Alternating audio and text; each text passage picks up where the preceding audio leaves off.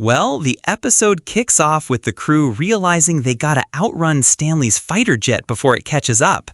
The plan?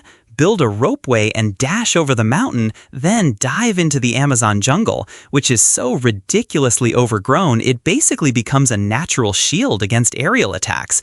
With the help of Kohaku's impressive maneuver, they start building the ropeway. They start crafting it with carbon and iron wires, calculating weight limits, max 160 kilograms, no cheating, and figuring out how to haul people and gear across the ravine. Now, things get a little complicated with the whole who rides with who dilemma. It turns into a full-on logic puzzle, like that fox-chicken-corn river crossing riddle. You know, the one where the fox eats the chicken eats the corn, and you gotta figure out how to get everyone across without any casualties. Except here, it's about not pairing Hyoga with Zeno, because, well, Hyoga once tried to eliminate Tsukasa, and Zeno's got his own shady vibes. If those two end up alone together, it's game over, or that's what Kohaku thinks. Gain drops the bomb with a relationship chart that's basically a murder bingo card. Hyoga killed Tsukasa, Tsukasa killed Senku, Senku killed Tsukasa, Zeno killed Senku. Like, bruh, everyone's killed everyone. Now that Gain mentioned it, I think the series should have been named Dr. Killtone or Dr. Killchain instead of Dr. Stone.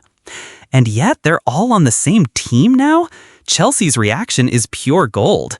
However, things take a horrifying turn when Suka falls due to the turbulence. Kohaku's quick thinking saves her from plummeting to her death. Just as Kohaku hangs on, she thinks, what if Hyoga betrays us now? Well, Tsukasa is still on the other side. But surprisingly, Hyoga grabs Kohaku's hand and pulls both her and Suika to safety. Anyway, they manage to dodge the fighter jet, cross the mountain, and hit the Amazon jungle. They're officially in the ultra-dense rainforest zone, and Stanley's crew left in the dust. That's what they think. In reality, Stanley is already one step ahead of them. Turns out he deliberately let Senku's team intercept their communication about how they were repairing the plane. He was apparently using the bikes as decoys. By looking at the tracks of their bikes, Stanley figures out where Senku's team is headed. But crossing the Amazon jungle ain't a walk in the park. It's full of nightmare bugs, blood-sucking stink bugs, parasitic fruits, giant leeches. Basically, if you breathe wrong, you die. Then Senku introduces rubber boots to make their journey easier. Everyone's vibing, even though they're one mosquito bite away from doom. Meanwhile, Senku goes full horror mode and explains there's a 100 billion% chance of us dying unless they science their way through. Well, the crew's deep in the Amazon now, and it's crawling with bugs that make your skin crawl just hearing about them. Senku asks, what's the strongest creature here? Although Taiju thinks it's Tsukasa, Tsukasa implies that he doesn't stand a chance against the most terrifying monster in the Amazon, which is army ants. Not even kidding. These little monsters roll in squads and strip animals down to the bone. Nature's version of a horror movie. Run! I'm coming for you! By the way, instead of running from them, But what the hell, what?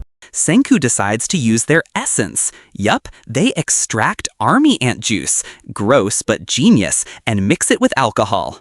But he clarifies that they'll be using that juice to make a bug-repelling mist and apply it all over their bodies. Gain is relieved that he doesn't have to drink it. Thus, the jungle's worst will serve them as their best defense. Then, boom, river time. They hop on their makeshift water riders and start the final sprint toward Manaus, the ground zero of the petrification event. But the Medusa device? It's tiny, like needle in a jungle-sized haystack tiny. Chrome's already tinkering, trying to make a timed sprayer for the bug mist, and that sparks a genius idea. What if they could do the same with the revival fluid?